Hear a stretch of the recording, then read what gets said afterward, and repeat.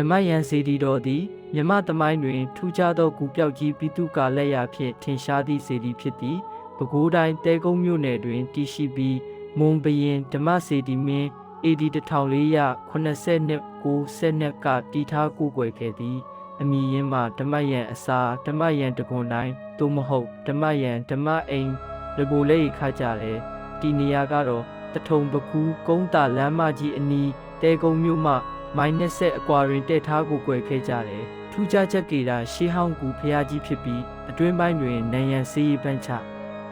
ဤများစေတီငယ်ပေါင်း120နှင့်ဗုဒ္ဓရုပ်ပွားတော်များပါဝင်သည်တမိုင်းမှတ်တိုင်များအရ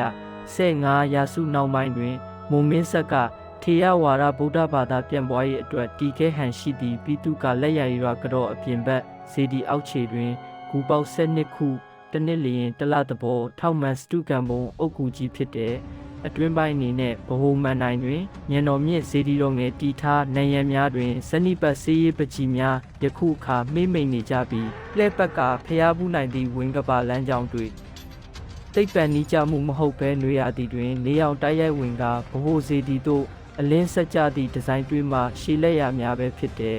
ရှေးမွန်ပိတုကာပညာ၏ထင်ရှားသောလက်ရာများပဲခူးရှေးဟောင်းသုတေသနဥယျာဉ်တွင်ပါဝင်ပြီးနိုင်ငံခြားခရီးသွားများစိတ်ဝင်စားမှုမြင့်မားကြတယ်ဒေသခံများအတွက်တမိုင်းဝင်ဘာသာရေးနယ်မြေများလည်းရှိတယ်ရခင်ကမြေပြိုမှုတံတဘာဝဘေးအန္တရာယ်များကြုံခဲ့ရတော့လဲယခုအခါရှေးဟောင်းသုတေသနဦးစီးဌာနမှဂူတွင်းမှရေထုတ်စနစ်အုပ်များကိုခိုင်ခန့်အောင်ပြုပြင်ထားပြီးဖြစ်သည်ဓမ္မယန်စေတီသည်မော်လူမျိုးတို့၏ပိတုကာထုံးဖွဲ့မှုကိုးကွယ်ယုံကြည်မှုနှင့်သင်္ခါရတရားကိုတိမှတ်မှုတို့ကိုပေါင်းစပ်ပြသနေသည့်သမိုင်းဝင်အဆောက်အဦဖြစ်သည့်ရှေးဟောင်းအမွေနှစ်ကိုချစ်မြတ်နိုးသူတိုင်းလာရောက်ဖူးမြော်တင်သည့်စေတီတော်ကြီးပင်ဖြစ်တဲ့နောက်ထပ်စိတ်တူးညံ့စားဖွယ်အကြောင်းအရာလေးတွေကိုထပ်ပြီးတင်ဆက်သွားမှမို့ကျွန်တော် channel လေးကို subscribe လေးလုပ်ခဲ့ကြပါအောင်ကျွန်တော်ကလည်းမောင်စမတ်ပဲဖြစ်ပါတယ်